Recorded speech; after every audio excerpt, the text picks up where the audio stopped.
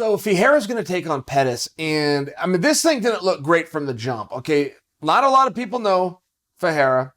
I assure you, Pettis knows him, right? Guys in the division, and Pettis would have studied him, but I'm just sharing to the general public, you got Anthony Pettis. He was on the cover of the Wheaties box. He was a champion of the world. He's one of the most dynamic fighters the sport's ever seen. He's got moves named after the Showtime kick. I mean, he's got moves named after him. I challenge you to tell me any other athlete that even has a technique named after him. Anthony Pettis is something special. Can we agree on that? Okay. So he ends up in this very hard fight with an unknown commodity. But by the way, this unknown commodity hasn't lost since 2015. Now, he was out for a little bit and he missed a little bit of time, but he put 5 good fights together just in his last 5. And some of those were really hard fights. And Ferreira also, by the way, showed every level of skill along the way. I caught his last 2 fights very closely, and he had to show striking prowess. He had to show wrestling, both offense and defense, submission abilities, offense and defense, and he showed that he could dig deep.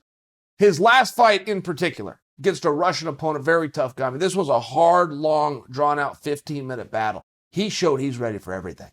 So I had a feeling going into this, look, if there's anything that's not going to really go on script tonight, it's this fight. It's just, this is a tough draw, a lot of pressure on Pettis. There's a lot of moving parts that a fighter has to deal with. And that's kind of the way the fight played out. I mean, look, I thought Pettis went out there and looked very good. I think he's looked very good in his last number of fights. I thought he looked good against Diaz. I thought he looked great against Ferguson in terms of a guy that can move, a guy that's in shape, a guy that's still fast, a guy that can land his combinations. One of the things that's happening is guys are studying Pettis. Look, that's one of the consequences and byproducts of having a technique named after you, being up for ESPY awards, being on highlight reels, being on the cover of Wheaties box. Guys look up to you, and they begin to study you, and they begin to grab your techniques, and then when they get matched up with you, they start to know you pretty well. And I think the Anthony Pettis story is one that is going to continue to play out because I'm still seeing a very good fighter with very good skills. In many ways, he has won himself into unfavorable fights.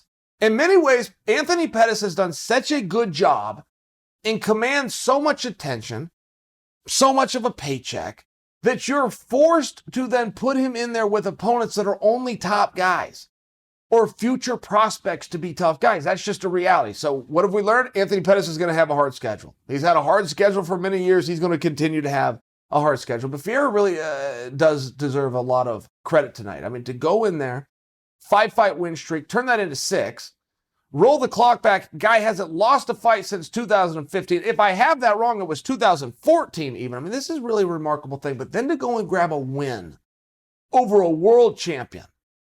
I mean, this is how you knock on the door to title shots. You prove I can win the title. As a matter of fact, had I beat this same opponent that I just beat at a different time, I would have the title. Very meaningful win, very meaningful moment of the evening.